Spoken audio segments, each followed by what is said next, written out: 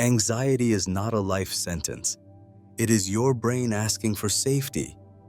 Science shows the brain can change. Racing thoughts and a tight chest are not signs of weakness. They are signs of survival mode. The path forward begins when we see that anxiety can be both normal and protective, or persistent and overwhelming.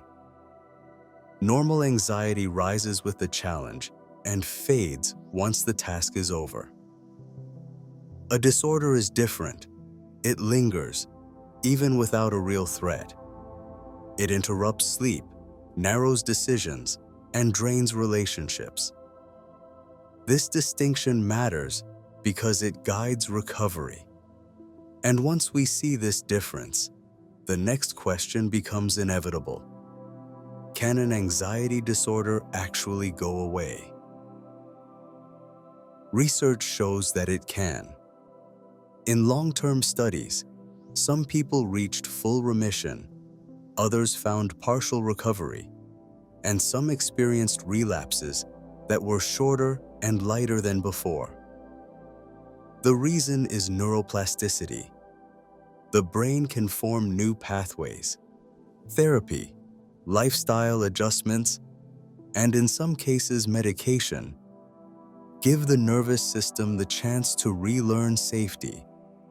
Recovery is possible, but it does not look like a simple cure. The word cure suggests finality. Science speaks of sustained remission.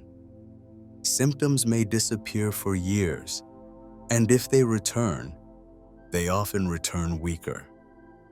Relapse does not erase progress. It proves that recovery leaves traces in the nervous system. With this realistic hope in mind, the next step is understanding which practices reshape the system in daily life. The first practice is exposure with response prevention. The problem is avoidance. Each time you avoid, you teach the brain that the feared situation is dangerous. Exposure interrupts this cycle. With a therapist, you face the feared situation gradually, from least to most difficult, while resisting the urge to escape. Staying until the anxiety naturally falls teaches the nervous system that safety is possible. Over repeated sessions, fear circuits weaken and calm pathways strengthen. For complex trauma, severe panic, or dissociation, this must only be done with professional support. On your own, it is safe only in milder cases. The effect is lasting. Avoidance loses its grip, and confidence slowly returns. The second practice is behavioral experiments, a core part of cognitive behavioral therapy. The problem is catastrophic prediction. Anxiety insists something terrible will happen. These experiments test that belief against reality. For example, imagine fearing that speaking in a meeting will trigger ridicule. The practice is to speak briefly, observe what happens, and compare the result with your initial prediction. Writing down both the fear and the outcome teaches the brain that the threat was exaggerated. Repeating this in daily life weakens catastrophic thinking and rebuilds trust in your own capacity. The effect is flexibility. The mind learns that fear is not fact. The third practice is aerobic exercise. The problem here is a body locked in constant alert. Exercise changes the biology of stress. Moving at a moderate pace for 20 to 30 minutes, 4 to 5 times per week, regulates the system that links the brain with the adrenal glands. It also increases the natural growth factors that help new brain cells form and connect.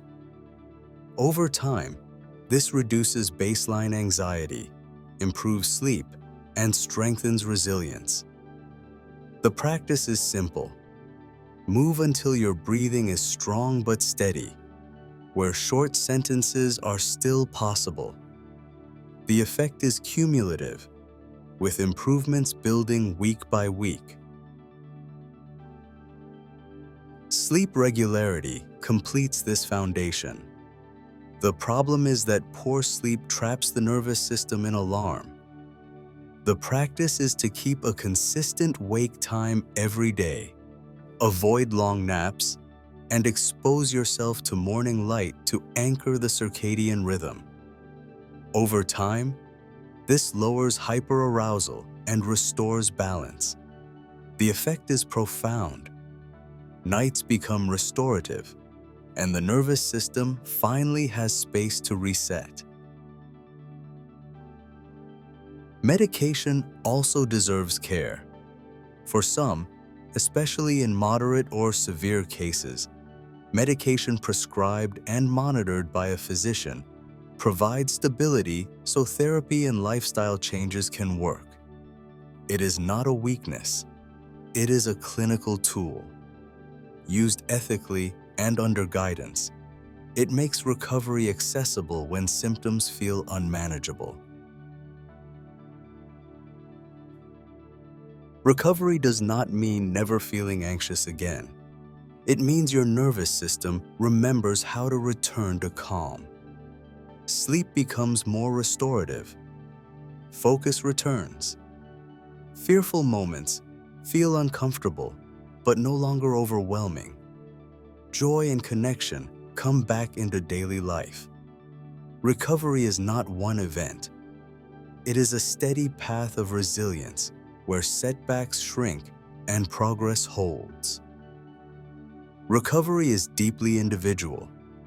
Each person's brain, history, and triggers are unique. That is why I created my quiz. In just 3 minutes, you will discover your personal anxiety profile, grounded in science, and receive a next step designed for your patterns. Take my quiz and see what your nervous system is truly telling you. Click the link in the pinned comment or in the description and take the quiz now.